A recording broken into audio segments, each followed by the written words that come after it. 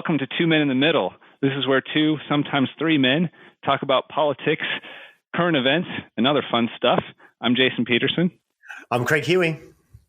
And Brandon will be joining us later, I guess. Brandon is currently with his plumber, and he is doing plumbing things because I guess he had a pipe burst somewhere in his house. So he is fighting the weather and the plumbing problems. Thank goodness that neither one of us had to deal with that, although I know a lot of people did. Yeah, the weather this week has just been absolute brutal. I mean, we're sitting in the Midwest. Everybody has a weather story to tell this week. I'm just glad it's 43 degrees outside. The sun is shining, out. The snow's melting. That's the way it should be. So I'm glad we're out of minus 14. That shouldn't be that cool here. Yeah, I didn't think we woke up in Wisconsin one day. I don't know what was going on here, but this is back to what we consider winter. And we'll talk about the folks in Texas eventually, but man, everybody, it seems like the whole country this week collectively just didn't have a very good week. No, we did not. And I actually think there's supposedly a second round coming. Yeah. We got like a week reprieve and then maybe another round. Hopefully it won't be as bad as the first, but but it's not going to get as cold as it was. So that'll be good. Yeah. Brandon will have his pipes fixed for next week. So that's awesome. Keep the faucets dripping.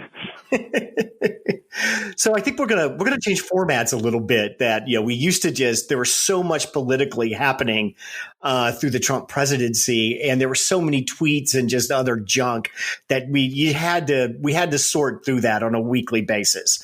Now that we don't have that, which again I think is something that's an extreme positive, we can be way more topic and way more policy oriented, which is really what we always wanted this to be.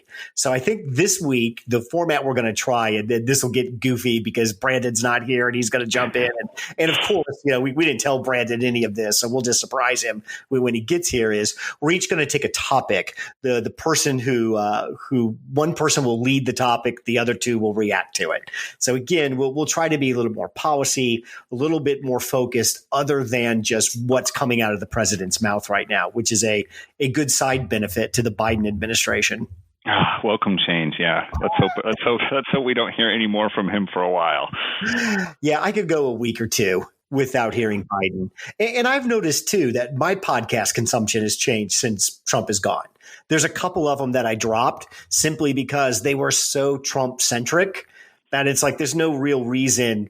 What do you have to offer outside of Trump's an a-hole? I get that. Yeah. I understand that. That's well established.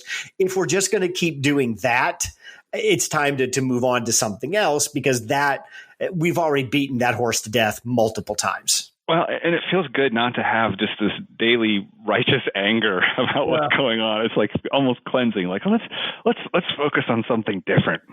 And if you're going to talk politics, you can't ignore that. I mean, we've always said Trump he's a black hole. He just sucks all light and all oxygen out around him. Now that we've moved past the Trump administration, it's time to talk about other stuff. Well, it seems like now a lot of the topics are around creation instead of destruction.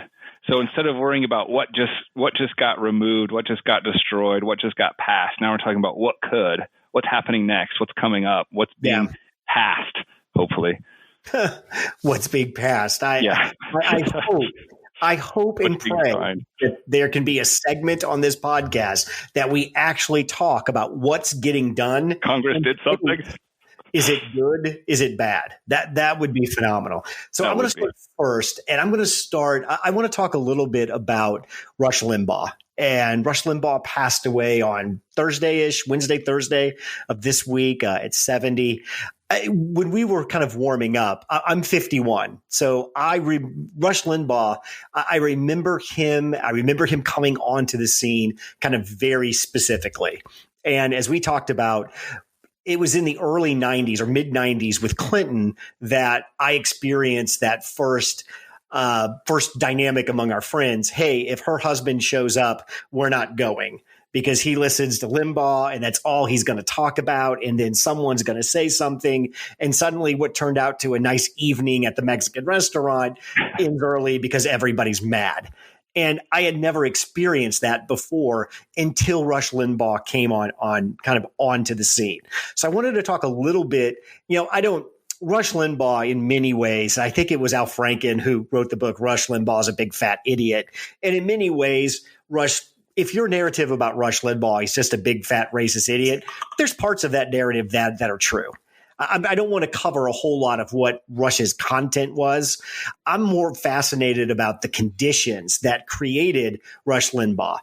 What happened in the 80s that suddenly made him burst on the national scene? And what was that repercussions of that and the power he got from it?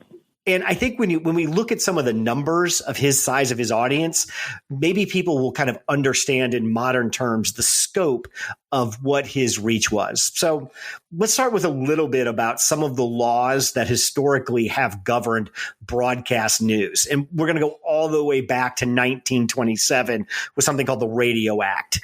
And basically, the Radio Act is what said, hey, if you're broadcasting, you must be licensed by the government. And if you're broadcasting, you must do something that's in the public interest, weather, news, something. If we're going to give these licenses out to people, we want them to do something with them that the community will find valuable for having the broadcast license. And this was kind of a standard operating practice into the 30s, when in 1934, the Federal Communications Act is passed and the FCC is created. So out of the FCC, in 1949, they create a commission on editorializing by broadcast licensees. What a great commission name is that? So if you've been issued a broadcast license, they are studying how much editorializing you're doing versus how much reporting they're doing. And this commission basically comes out with a ruling that says all broadcast licensees should promote a basic standard of fairness, and they have a duty to devote airtime to all sides on complex coverage. So this is where 1949 is where the fairness doctrine from the FCC kind of comes out. And it basically says you can't just pick a side.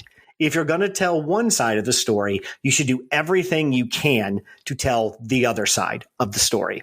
And then this is actually codified into law in 1959. Okay. Which on the surface sounds very reasonable, but how is it monitored? How is it enforced? Correct. There's all kinds of, I think too, it's hard because we're thinking about this in today's media landscape. Sure. Where none of this we're so far past where this was that there's no way to go back to 1949, 1959, 1985. 1985 is where we pick up the story. This is where the FCC under Reagan decides that the fairness doctrine is impeding free speech, so that they decide they're going to get rid of the fairness doctrine. Also, cable and satellite companies are starting to come online, and they start making the case legally that cable news, because there will be so many options, the fairness doctrine no longer applies. A single broadcast entity doesn't have the responsibility to tell you both sides of the story when there are 9 different cable channels and all of them specialize in a different area.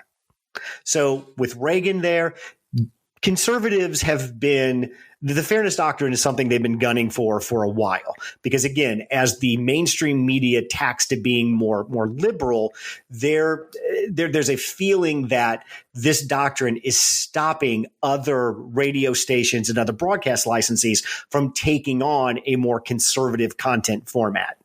Because again, you can't just present the conservative side. You have to do the other side of the argument as well.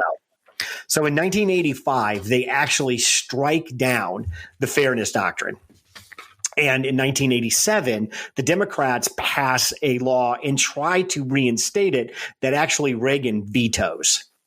So over the years from 1987, there's more hacks taken at the fairness doctrine, so that by 2011, everything's gone. The entire law has been wiped out.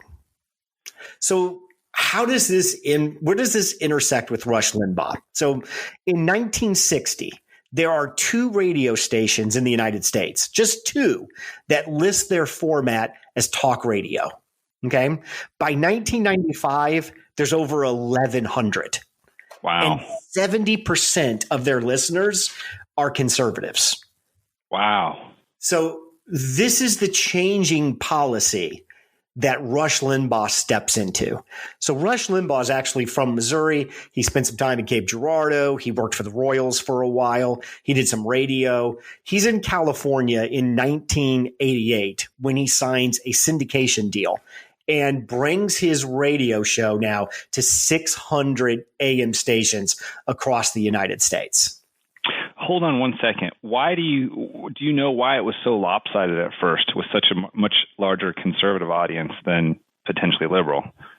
Well, this is what really kind of Rush Limbaugh's impact on history, because up to before Limbaugh, the general consensus is that conservatives, while yes, we know that conservatives make up a large portion of the country, there was no real media content or news content that you could serve to that audience.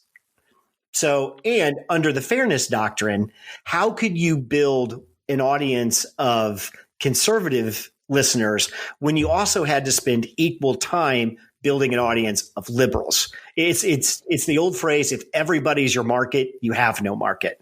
Right. So what the fairness doctrine really did was it operationalized a business model around conservative content.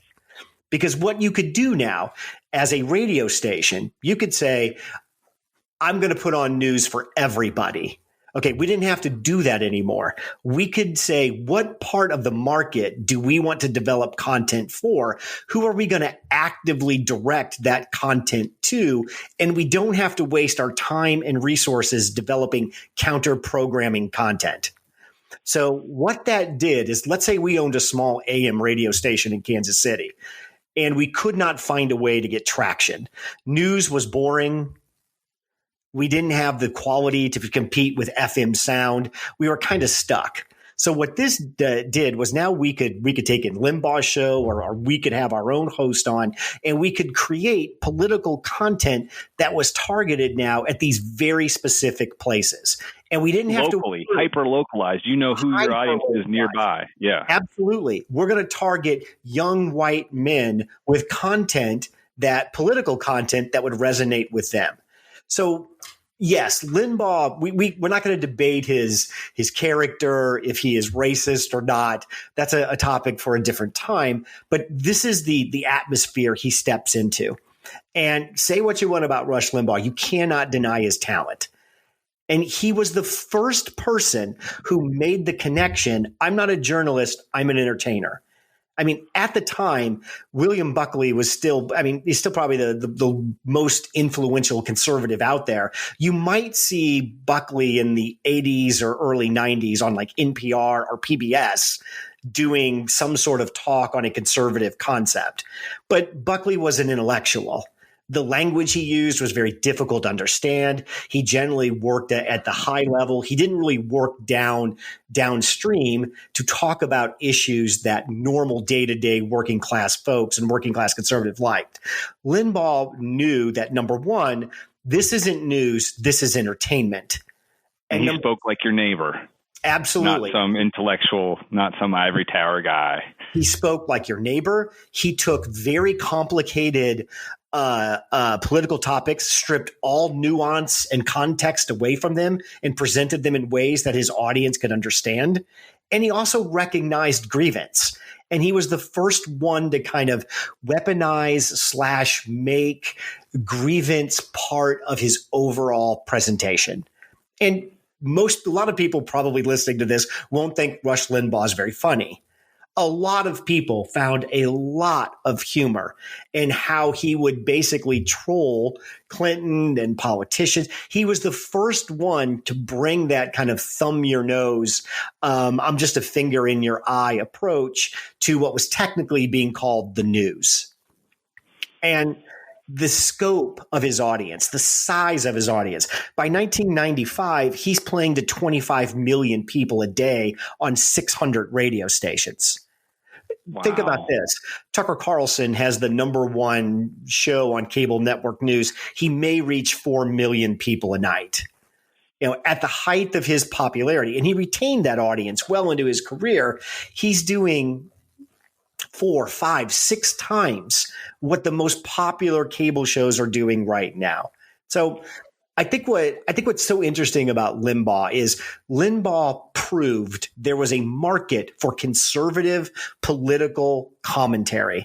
And what he proved was that market was way bigger than anybody ever thought it was. And he had the personality to do it.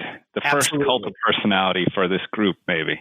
The rules changed. Things got easier. A business model came into clarity because now we can target an audience. We can target advertisers to the audience. We can target, and this is what Limbaugh really did, we can target a personality to those audiences. I'm not marketing the news to you now. I'm marketing Rush Limbaugh, the personality. That is a much more effective way to sell something than selling them political talk. Yeah, I'm sure from an advertising perspective, rather than having a generic ad like Coca-Cola that serves any listener because there's this fair use doctrine in point and you've got people on all sides of the aisle, now you can have hyper-targeted to what that group wants to hear and wants to buy, and therefore it's more lucrative to target those ads that way. And with the fairness doctrine out of the way, once you've hit this audience with 4 hours of syndicated Rush Limbaugh, now you can follow it up with 4 more hours of your local KC guy parroting the exact same stuff. Because why would you try anything else? You don't have to present the other side. The idea of this being a news broadcast where there's fairness and things like that, that's all gone. This is an entertainment show. You just have this large audience that is, you basically, you just showed Seinfeld in its prime. You can slot anything behind it and half of that audience is still going to be there. Yeah. So this is where this whole business model of single on topic, marketing towards a specific audience and providing them a single stream of content that is specifically geared to them, that all started with Rush Limbaugh. Wow. Well, and so we went from information to entertainment, but correct me if I'm wrong, he got himself into politics and became very influential with the contract with America and Newt Gingrich and the mid-90s role of who's in power and who walks down the aisles in DC and has an influence. Think about this. In 94, when Gingrich and the contract with America and Republicans sweep into office, and I want to say that was the first time Republicans controlled Congress in like 45 years, they made Rush Limbaugh an honorary member of that Congress. That's how influential he was.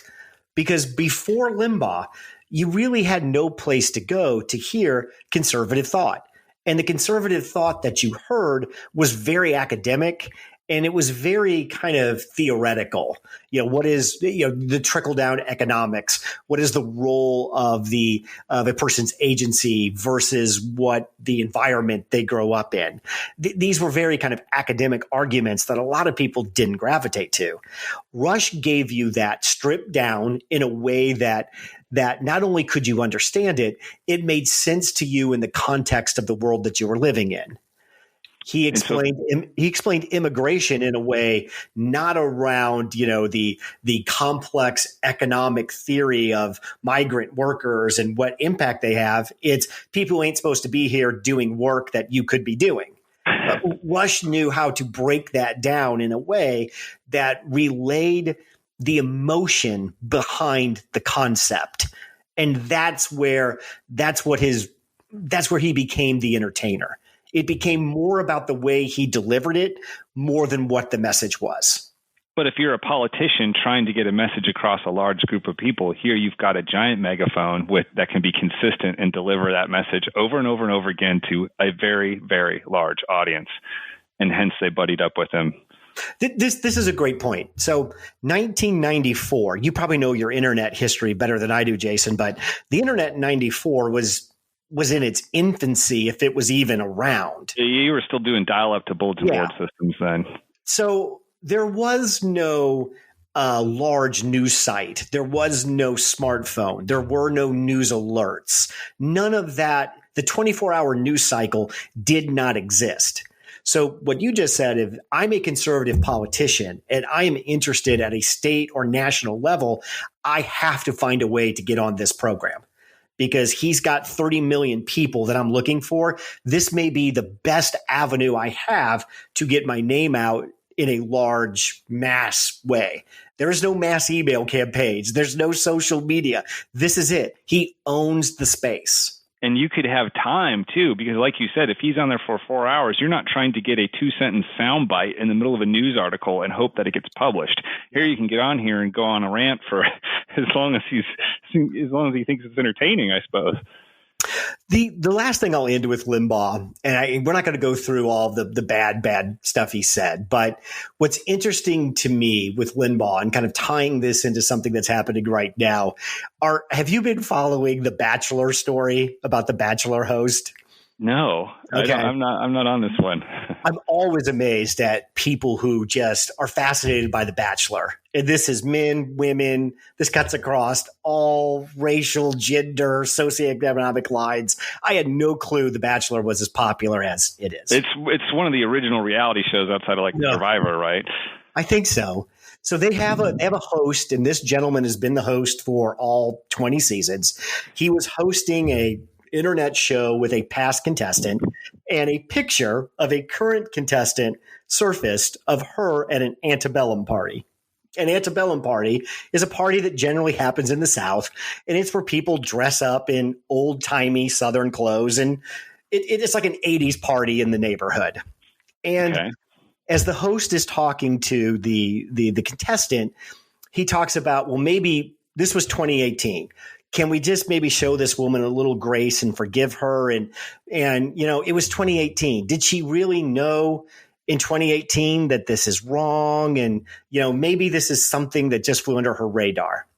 So I put this into a couple of categories. I have no problem giving that guy shit because a 50-year-old man doesn't know that dressing up in old-timey Southern clothes and acting like you're from the South in a time that slavery was around is a bad. If you don't know that's a bad thing, that's a you problem. And if there's repercussions to that, hey, you need to deal with them. And I think that's a fair assessment of that. This is an instance where I contrast this with Limbaugh.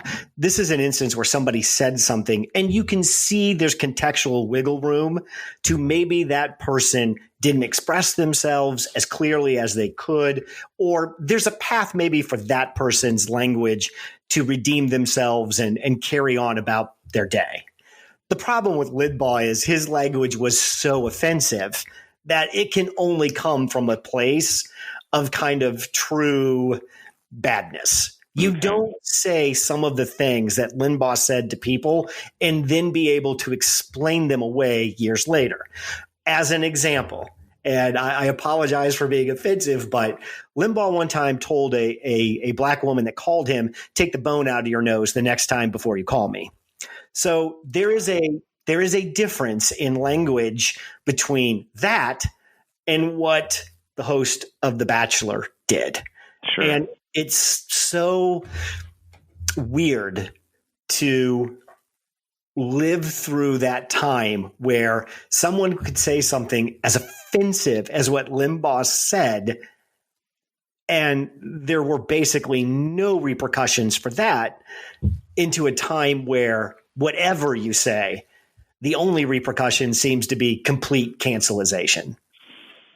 So I would never defend Rush Limbaugh's speech. That's part of what he was. He owns it. That is what it is. But I guess I'm saying this as an example of when Rush Limbaugh says things like that are that offensive, there's no foundation of goodness to come from to try to correct that behavior. Right. If you feel you're seeing the inside of him there. That's right. He's exposing something that now you have to make a decision. Do you want to carry on with this person knowing that that's inside of them? Where the gentleman who hosts The Bachelor maybe, yes, should have been aware of what that party was and probably should have reworded some things differently. But that's not a peek into his soul to say that's a bad person. And maybe and now that Rush has passed away, maybe this is a way we could evaluate his words and look at his context and how it applies today and see the differences between the two. So in your reading of the fairness doctrine tied into this Rush Limbaugh story, have you seen anything about it coming back to the surface as something that should be put back into place, or do people even debate that anymore? Is there potential application to how information is presented on the internet or other modern forms of media? No, there is no talk of a path back. This is something that it's more of a historical telling of how we got here, how I think the lesson from this is one of unintended consequences. Nobody really knew what limiting principle the fairness doctrine was. We all knew what it was, and we knew that it kind of kept things on an even keel, but we had no idea that the fairness doctrine is what was preventing these broadcast entities from just becoming an echo chamber that people would solely live in. Nobody saw that coming.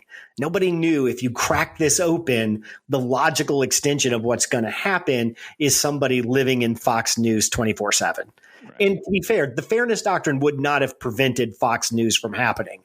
Why Fox News is around is because Rush Limbaugh proved the market.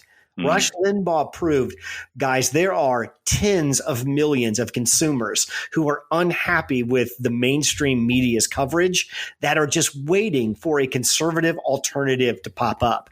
Limbaugh drew the blueprint of how to market and how to create content for those people that later entities like Fox News and Newsmax and that they picked up on.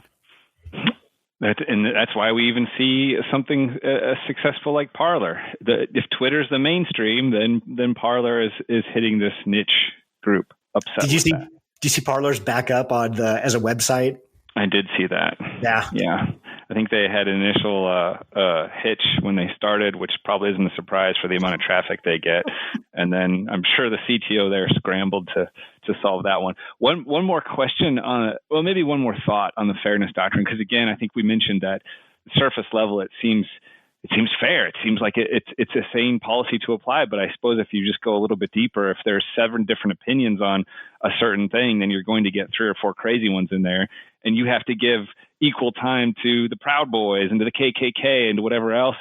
It's not just a left and a right view. Then there's 5 of them and all of them get equal time. Well, then, you're giving a voice to something that is far more unethical than the 2 mainstream ones, maybe. I don't know. I can see how complex that gets really quickly, though. There are definitely complexities to how this would be presented in today's fractured media landscape.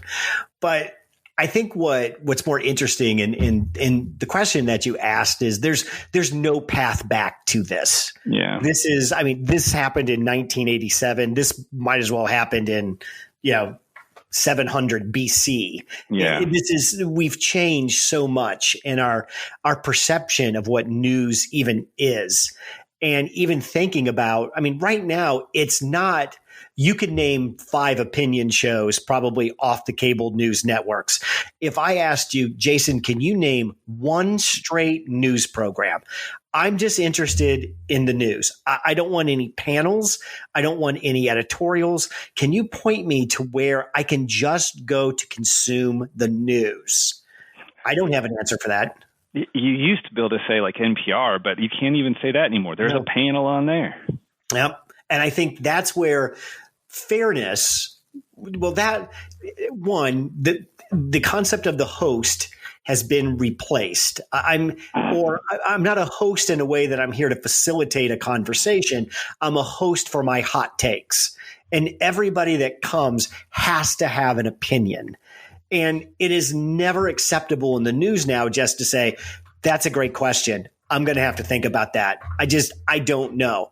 I haven't spent enough time noodling on that to know what my thoughts are. That's completely not allowed. So I don't think there's any, the fairness doctrine exploded news And that old model's been ground into dust that it can't be put back again. It sounds quaint now. Yeah. Yeah. News is broken in a way that it's not big pieces that you can glue back together. That whole model is destroyed. So I think the question might be what would a new modernized fairness doctrine look like, and how in the world would you employ that across the fractured media landscape that we have now? Is this podcast considered news? I don't know. Is Joe Rogan considered news? A lot of people get their news from that podcast. Does that apply to him? It's just. Well, and it even seems quaint to think that argument would be just applied on a national level now, right? We have so many sources for international news that would never be able to apply to anyway. I can just read the BBC. Yeah. I mean, they've got a pretty good section on American news and American politics. Might be better than what I'm picking up from American companies. So yeah, there's no way to put that genie back in the bottle. I don't even know if we would want to put the genie back in the bottle, but it is interesting to say this one policy change created an atmosphere where a very unique individual with a set of talents stepped into and changed everything. And those stories are getting fewer and farther between, where there's a single person who recognizes the moment they're in and is able to take advantage of it. And that was the real strength of Rush Limbaugh. That's fascinating. And the intersection of some of the major historical changes of how we receive information in the last couple of decades all comes there. That's really interesting. Thank you for bringing that. If you're watching Fox News every day, or you're listening to conservative media, if you're a fan of Hannity and Laura Ingraham, all of them are direct descendants from Rush Limbaugh. And his tree, like an NFL coaching tree, if you put the people out in media tied to Limbaugh, his coattails dominate conservative media today. Is there an equivalent personality on the left? No, there's not, because Rush Limbaugh created the genre. There's nobody on the left. Left media, left radio particularly, is abysmal. It's not fun. It's a bunch of policy wonk stuff. It's people complaining. There's a couple XM progressive shows, and it's just not the same. It's just Limbaugh was the one who brought the kind of, he would call it optimism and comedy to his show. A critic would say, you're the one who pivoted news to entertainment. You were the first one who said, I'm not here to inform, I am here to entertain. And that model has now been emulated across all of media. Well, wasn't Air America an attempt to do something on the left with radio that existed here on the right? There's been obviously didn't last. There's been a couple attempts because the right owns the airwaves for content. There's been a couple of attempts, but I don't think any of them ever really caught on. Well, speaking of fractured media and fractured news, you made me think of a topic that I wanted to bring up, and I'm not nearly as well prepared as you seem to be for this one, but we'll see where this goes. So in the last week, there's been a few headlines maybe buried under some of this stuff and some of the Biden and Texas and power stuff on Facebook, Google, and Australia. And Australian government passed legislation that allows news media services to make aggregators pay for their content. And I'll give you two discrete examples because Facebook and Google are at the top of this story. Google is the first one, which is maybe the easiest, but let me think if I can bring up enough of the nuance. So Google makes money a few ways. The first is they can allow you to pay for placement on search results. So if you go to the Google News application and you search for Rush Limbaugh, they'll source Rush Limbaugh articles from all across the web, across the whole globe. And some of those articles are paid for and pushed to the top results, maybe the top three, maybe the first page or two. So they make money that way. Then if you click on one of those news results, whether it was a paid placement or not, oftentimes you'll go to another website, and on that website is advertising.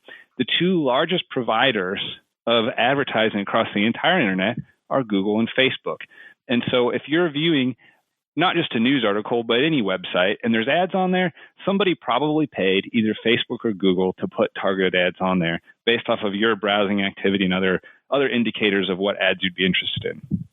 So Australia recognized that, hey, we've got Murdoch's news service, we've got Sky News, we've got several other major international publications that are well respected.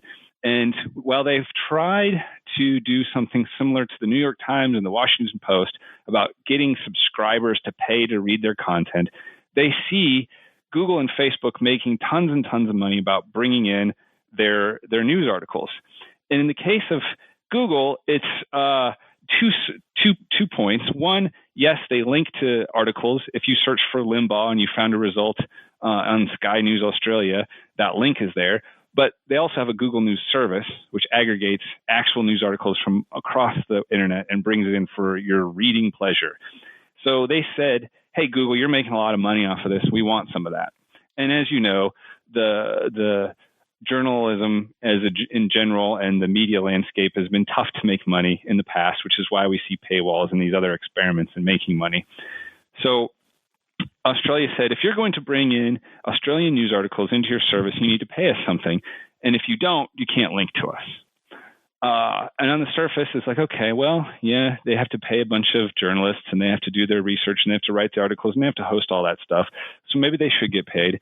But then if you go a little bit deeper, well, you as a general user can go to that site and have a paywall and be asked to subscribe to read that content. So Google said, well, this is kind of a big deal. We want to be a single source to serve all these different news articles. We want to be the destination. We want to be the only search provider you need. So if you come search for Rush Limbaugh, we want you to know that you're getting a good holistic view of all the news that exists anywhere. Therefore, it's important for us to surface Australian news articles. So they agreed. They agreed to pay some number, and they negotiated with the top media providers in Australia. They made separate deals with each one of those to keep including them.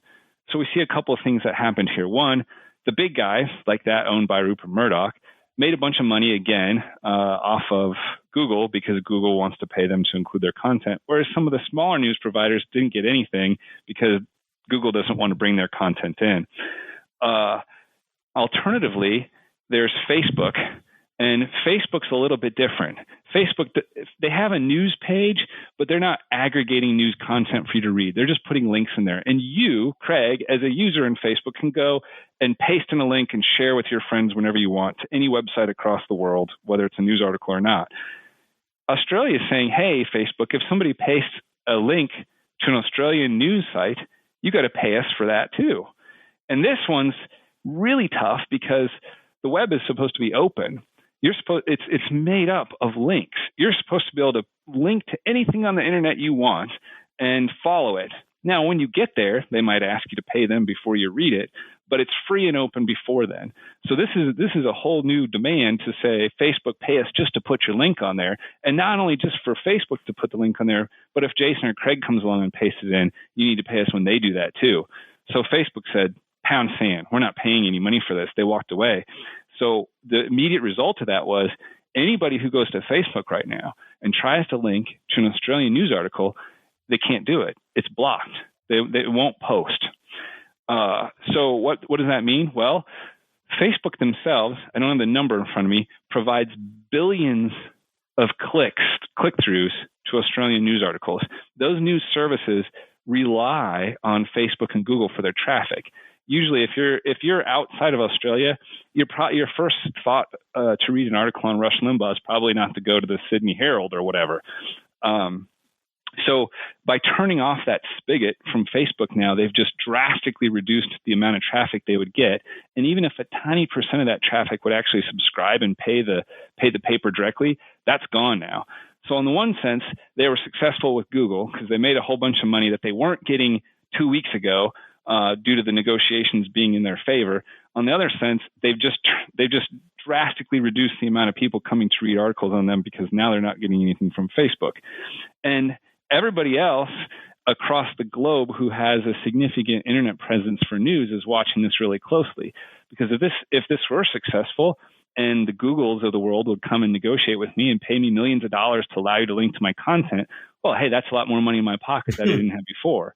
Yeah. Alternatively, if they'll say forget it, then I've just blocked a major source of income and potential income coming to me.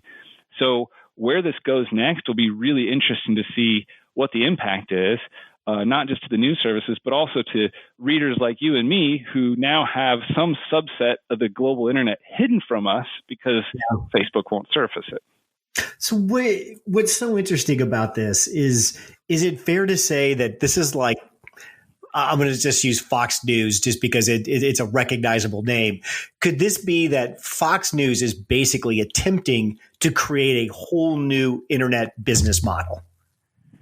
Yeah, and I think some of it's out of desperation because they're not getting the income that they used to get from print journalism and subscriptions of throwing up rolled newspapers onto your driveway. So they have to find a new way to make up for that. And to some degree, they have pretty significant expenses, right? They got to employ journalists, send them all over the globe and cover these hot spots and do the editorializing and then the hosting. That does have an expense. And it seems as though putting Google ads on my page doesn't bring enough income. Well, but what's interesting too is I don't think it's a mistake that they targeted Australia to do this in. This feels like this is a trial run to see how this is going to go and if this is something that they can get away with. And yeah, this feels like this is the trial balloon. Let's see how this works and to see if this is a model that they can use other places. And one news service themselves wouldn't have enough power to go up to a Google or a Facebook and do that. They have to have a government representing many news services together to have enough negotiation potential or bargaining power to make a difference in this. So that's a good part of this story. So the government in Australia is the aggregate representative of these news agencies there. Right. And what the cynical part of me says there's probably some pretty significant donors to the people in there. And guess what? They probably come back to those news organizations. But that's speculation on my side. To be clear, I haven't found that exactly. But this is basically like Fox News Australia saying, listen, Google, what makes your engine work is my content. Yep. So I'm not going to give you my content for your engine for free. You're now going to have to pay for that. That's a very good, succinct summary of that long piece that I just said. What that one service is forgetting, though, is what makes Google successful is having thousands of those, not just theirs. So their hope is that they're either important enough to be that influential, or everybody else sees this as, hey, they're right. They're using our content to be successful. Maybe we should get paid too. And it turns into this domino effect.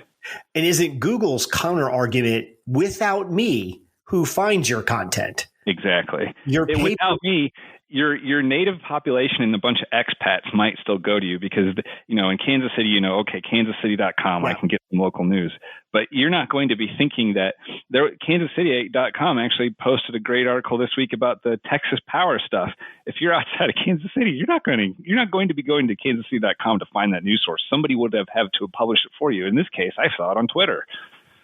And see, what doesn't make any sense to me is I thought the reaction would be just the opposite. I get it. Google has more money than God and they can do whatever they want and paying a small amount.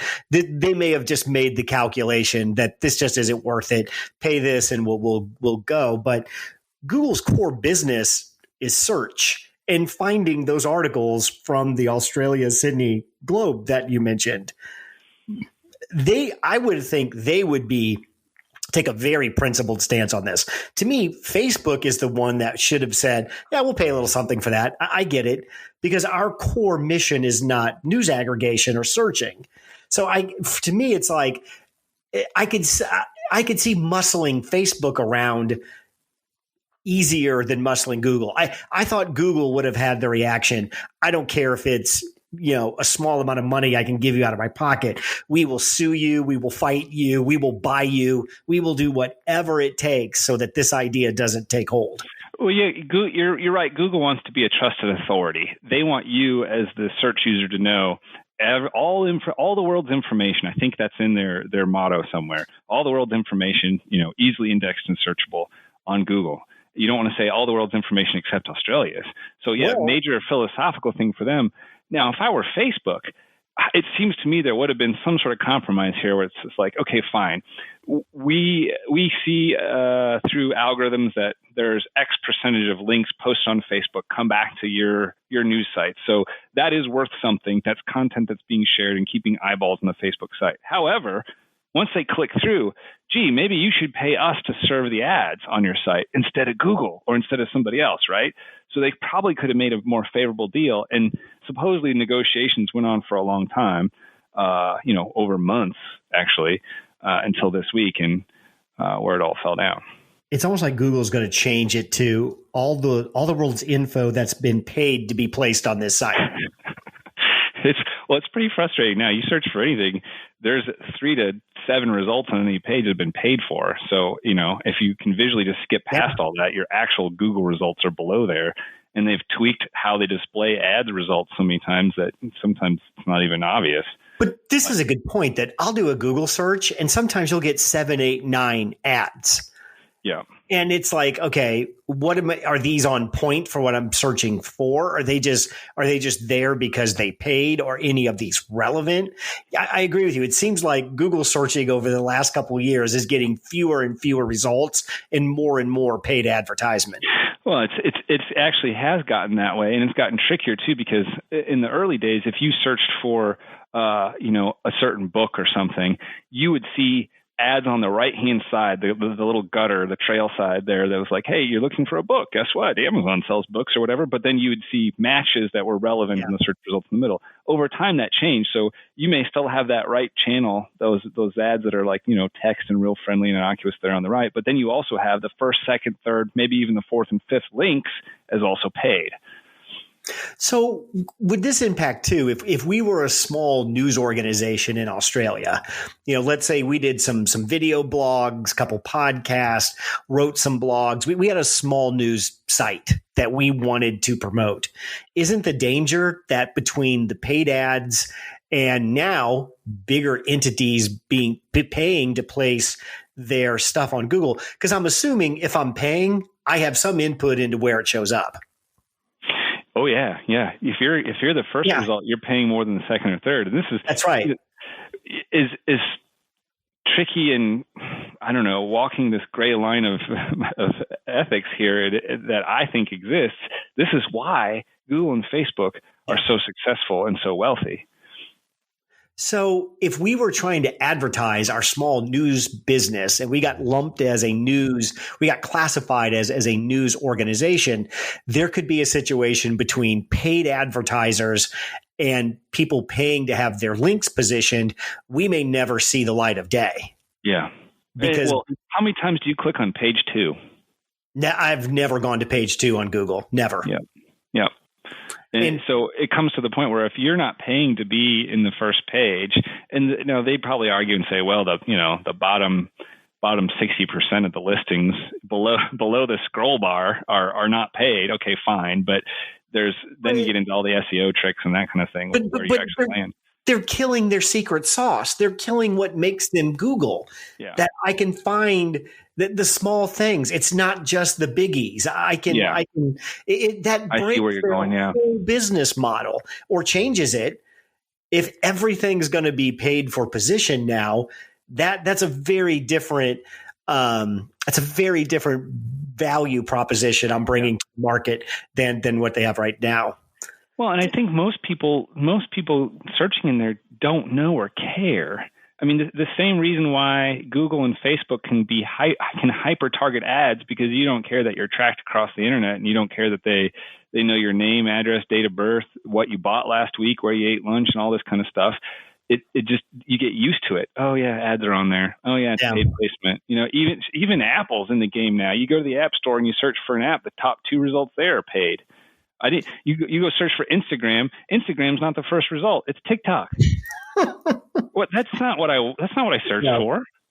Is it? I've been hearing the phrase a lot, the spirit of free speech, and that there's the law, there's laws that govern free speech, and then there's the spirit of free speech.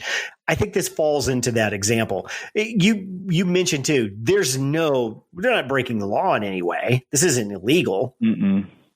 But it violates to me, as a tech person, it violates one of the foundations of the internet, the open web.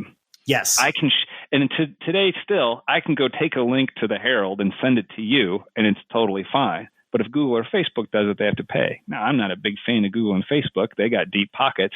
But is it right that if they show the link, they have to pay? If I show the link, I don't have to pay? This brings into that's net neutrality, right? I mean, a version of it. Yeah. And again, you're not breaking the law, but you're not living up to the spirit of what these platforms were designed to do. If we took this back to the 1927 Radio Act, this is not in line with providing a public good. Right. This would be it hasn't been the reason that Google and Facebook and these other social media platforms have had such a long leash is that they can make the doing good for public argument. And there's a lot of meat on that bone. If they start chipping away at that, I don't know what is the big tech's play here. What are they going for? They have to know some regulation is coming. Is this an attempt to get ahead of that? Is this just a dollar grab? I think it's greed drives a lot of it, but I also think they have such a position of dominance. They could, what Google can tell you, you don't have to use Google. You can use Bing. You can use DuckDuckGo. You can use Yahoo. You're not going to go to any of those three. If Google's a verb because of how popular it is, and they know that, and so they're like, we can get by with the top four, results being search ads.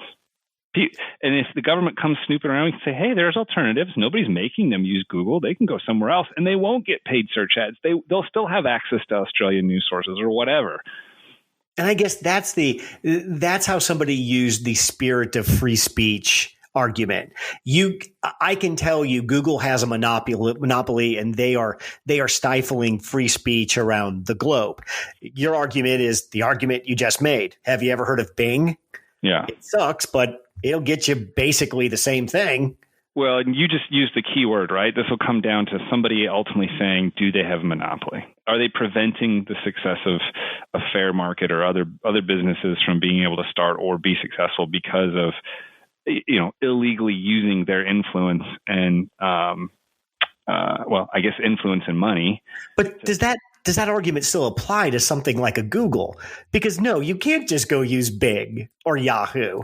They're completely inferior products that nobody is really familiar with anymore, and they really don't have any share of the market. So I guess I'm looking for, does that argument ever run out? Can a tech company work themselves in a spot to where, no, there is no alternative? Well, I mean, we saw this in the late 90s with Microsoft, right? Microsoft had this massive reach with Windows and Office, and they started bundling Internet Explorer as the default and only browser, and they got sued. I think it was first in Europe, and they made a similar argument. Hey, you don't have to use Internet Explorer. Sure. You can go download Chrome. You can go download Safari or whatever else. But the government successfully argued that, well, because you've bundled this in there, because it's the default one, and because it's not very easy or knowledgeable for people to go change it, you have a monopoly, and you've used your influence by having Windows and Office on everybody's computer everywhere to ensure and to enter a new market, preventing other people from coming in.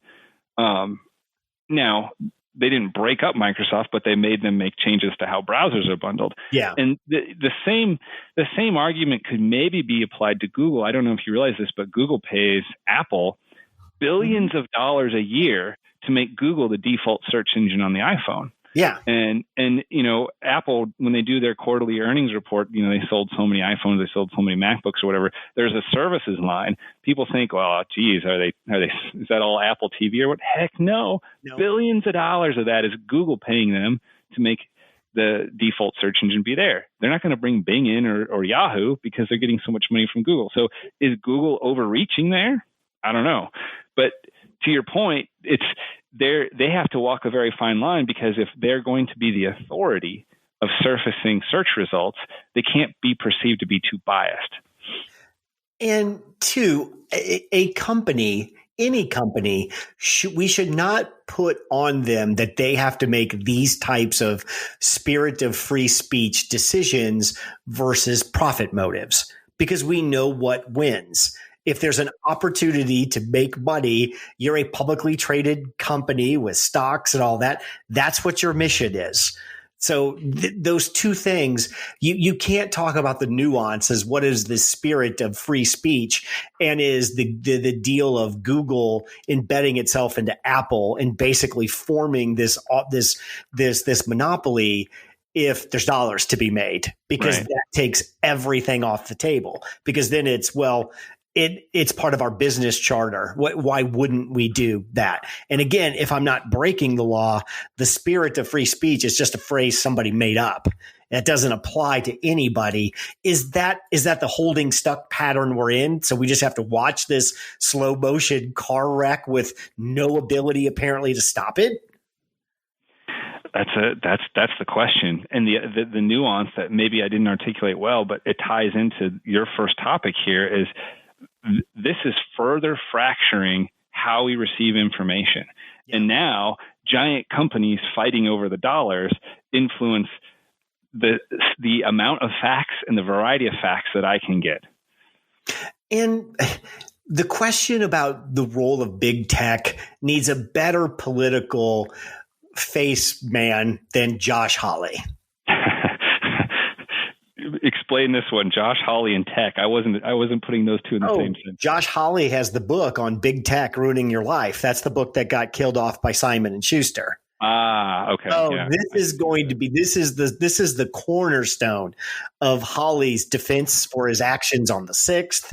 This is the ground he's planting his flag on, that big tech must be reined in. They are violating the spirit of free speech. They are purposely making money and not delivering on their social contract obligations as a utility that the whole world uses. There's a lot of good arguments to be made on that. The problem is not by him. We're going to have to find somebody else. And isn't the problem too with all these companies? I mean, we talk about too big to fail. They certainly apply to Facebook, Google, Twitter, the big social media companies, don't they? I don't know. When you say social contract, that's an interesting phrase. If Twitter's gone tomorrow, is my life that much negatively impacted? I mean, certainly I get information consumed in a different way if Twitter's not there, but is it too big to fail? That's a really interesting question. Well, of course, I'm the cynic over here who's like, yeah, they can. What you just called me out on is I just projected a bunch of things onto big tech companies that don't need to be there. Well, they're a business. Yeah. They should be treated like such. I mean, this is a great point. We talk about Google and Facebook like they're humans, like they're actual organic entities, because they're so ingrained into our lives. These are just companies. Yeah. Very profitable, very successful companies, but they're just made up of thousands of employees who are doing this. They're just business entities. Should we just treat them as such? I don't necessarily know what that means, but well, corporations are people, right? We learned that in politics in the last decade. This is something to follow, because to me, this smells of somebody's making a trial run to see what they can get away with. We're not going to bust this out in the European or American markets. Those are too big and too visible. Let's take a dry run in, Australia and see what happens. Yep. The ripple effect to revenue and legislation and how politics plays into big tech is just under the surface of this. And it was probably the 5th line down on the news of the week with how much other stuff was going on. But I think this has pretty long-term implications. What's your year that you think net neutrality dies? When do we talk about the good old days of the web? What decade, what year, how far off are we from that? It's been threatened so many times, and it recently just seems to have just barely made it past just completely being legislated. And I'll give it this decade. Something happens, right? There's just too much power and too much money involved for somebody not to make another run at it. And most of us aren't paying attention. Most of us don't think we care until it's gone. What I'm trying to think through, because I'm trying to tie this to Ted Cruz in Texas, just because I want to make fun of Ted Cruz for 10 minutes. But could Ted Cruz is in Australia. He has an episode like he had this week. Could he, I'm looking for how can someone, if this becomes an established model, how could this be manipulated? Because now there's multiple entities that have to agree to pay something. And we've decided once that money is paid, we're going to treat this link differently now. This is just not some link that it's up to the Google search algorithm to find and randomize in results based on some set of rules. Now this is a business exchange. Ooh, that's interesting. What if you're a very wealthy donor of the Republican Party who wants to defend Ted Cruz, and so you invest a bunch of money into an alternative story to be surfaced at the top of the page instead of the Ted Cruz story? This is the exact point. What if I just call you up and say, don't run MSNBC's liberal weenie story about Cruz, run the Fox one. Oh, and by the way, you have a premium tier now, right? Where I can bid against other like stories, because that's the natural next step, isn't it? Once I've decided there's a market, now I want to explore how much competition there is amongst people in that market. Jason calls me up and says he's got $600K in the premium tier to knock that. Sure. I mean, if it's just about money and there's money to be made, why wouldn't we do that? Maybe podcasts are the last bastion of hope here. This is a story that needed to be talked about, because this is one of those things that in 18 months or 2 years, something happens on here and you're like, there's no way. How in the hell? Well, this has been growing for a while. Yeah. And this isn't the only experiment they're going to run. I think this year, especially coming out of the pandemic, where there's more room to, I don't know what word I'm trying to say, but there's more room to maneuver some stuff around. Yeah. Everybody's getting a little more leeway. Maybe this is the time to try it too. And the reason why I answered your question as this decade rather than this year or even the next few years is only because Congress can't pass anything. No. If they showed the ability to legislate, I'd be even more nervous on this one anyway. This is a solid point. I mean, a lot of people brought this up about Trump during the pandemic, that during a pandemic, if you're a conservative, you want the person in office who has no interest in governing. Because the one thing that Trump did not do during the pandemic, he did not use the pandemic as a reason to expand government services or government programs. Yeah. A Democrat, that is not the Democrat way, though. Yeah. Biden will definitely use that. And if you are a person who is concerned about the size and scope of government, those are always important questions. Well, and I guess I'm going back 3 minutes, but I just realized too, your comment on trying to associate Ted Cruz with Australia and how the news gets buried. We have a version of that happening today, which is, depending on what you're watching, the Ted Cruz, the whole Texas thing. Like, power outages are because the windmills froze, and this is what happens when Green New Deal energy happens. Or it's because, we have a deregulated society of energy that just, didn't perform the maintenance that needed to be made, and this is what happens in a once in a 100-year thing. And there's like two totally different realities. Again, because media is so fractured, depending on what you're watching, reading, or listening to, you're only getting one of those stories, and that's probably what you're believing. And it gets frightening. It gets really scary with the model that Australia that you brought up in this article. Now I may just get to see the one who was paid the most for me to see. To me, that's the real scary part.